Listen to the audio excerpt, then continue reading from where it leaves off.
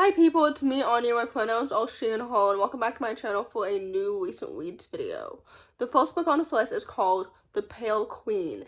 This story is technically categorized as a middle-grade fantasy graphic novel. However, I read this book as a YA book just because the characters to me seem a little bit older than 13, you know what I mean? Even though their ages are not explicitly stated, I read that the main character felt to me more like she was like 16 or 15.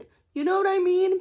But anyway, this follows a young sapphic main character who attracts the attention of a mysterious being from her magic, basically, if that makes any sense. Like, her magic is the attractive part of her to this mysterious being, if that makes any sense. This book is absolutely so good. I really enjoyed it. First of all, the world building is so fantastic, and it's so nice, and it's so well paced. I loved the magic, I loved the illustrations, I loved the art. The plot is so intriguing and so engaging. I loved the mystery. The characters are so well developed and so distinct. The sapphic romance is so cute and so well done. This book is absolutely so good. I really enjoyed it. So with that said, I rated this book 4 out of 5 stars. I would definitely highly recommend it. The next book on this list is called Where the Lockwood Grows.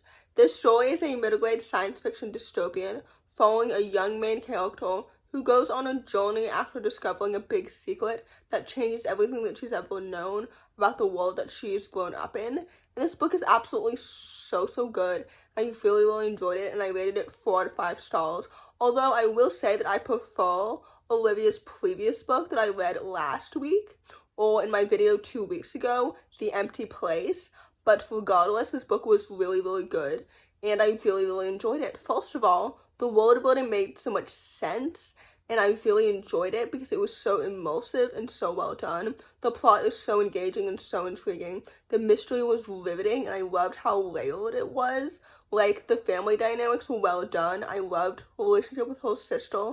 The queer representation was so normalized and so well done. Like, the characters are so well developed and so distinct. I love stories about, like, challenging the status quo and, like, science fiction dystopian stories that parallel with contemporary modern day settings, if that makes any sense. This book is absolutely so good, and with that said, I would definitely highly recommend it. The next book on this list is called The Legend of Brightblade. This story is a middle-grade fantasy graphic novel written and illustrated by the same author of The Pale Queen, by the way. But anyway, this story is a middle-grade fantasy graphic novel, like I just said, and it follows a young main character who discovers that being a hero is not as easy as he thought it was going to be, and it's actually quite different. But anyway, this story was so good, and I really enjoyed it. Like I said before, the illustrations are so pretty and so vivid and so vibrant, and they really make the story come to life so much more. The plot was so engaging and so intriguing. The world building was so magical and so immersive. The characters are so well developed and so distinct, and I was so intrigued from the beginning to the end. This book is absolutely so good. I just really enjoyed it. Like, I love stories about people humanizing heroes, if that makes any sense, like humanizing a celebrity. I don't know if that really makes any sense, but basically overall, this book was just really solid and really good, and I rated it 4 out of 5 stars. So with that said, I would definitely highly recommend it. The next book on this list is called All Deadly Designs, which, if you didn't know, is a YA fantasy sequel to This Dark Descent, which I read last October. So I've been eagerly anticipating this sequel for so long. Well, not really so long, only a year, but it feels like so long because I'm so excited. Anyway, this book was absolutely so fantastic, and it was so good. I love these characters so much. I love the 3 perspectives. I love all the dynamics. I love the queer representation. I love the world building. I love the politics. This book is so excellent. This duology is so damn good, and I need more people to read it because it is excellent, it is fantastic, and I love it so much. The queer representation is iconic, it's excellent, it's so normalized. I love the Jewish mythology in it. This book is so good. It is excellent. I love the world building. I love the plot twists. I had no idea what would happen next.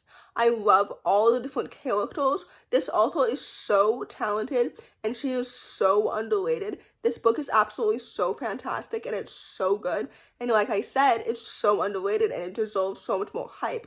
So anyway, with all that said, I rated this book 4 out of 5 stars.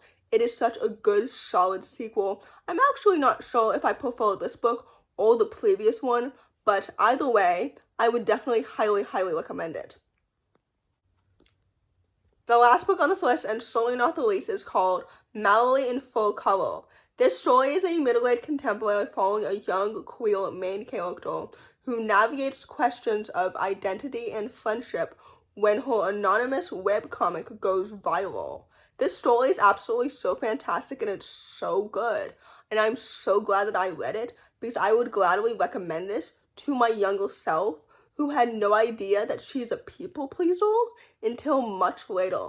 Like, I understood at a young age that I acted differently around my different friend groups, and I wasn't quite sure which version of myself was like the real version, if that makes any sense, but I didn't quite understood why I did that exactly, and I do now as an adult. But anyway, I digress. This book was so good. Mallory is such a relatable main character, and I love her so much. The characters are so well developed and so distinct. The queer representation was so awesome and so well done. I love the friendships. I love the plot. I love the family dynamics.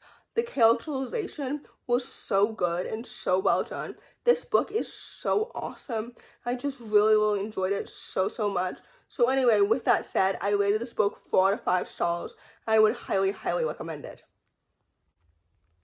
So in conclusion, since I rated all of the books on this list 4 out of 5 stars, I can happily say that my reading month has definitely improved since my last video, which typically happens because historically, whenever I complain about a reading month, it tends to improve by the next day. I don't know why or how that works or anything like that. But anyway, in conclusion, if you enjoy this video, please don't hesitate to give it a big thumbs up. Comment down below the disco ball emoji if you made it all the way to the end of the video. Thanks for watching. Subscribe to my channel if you're new. And I'll see you in my next video. Bye!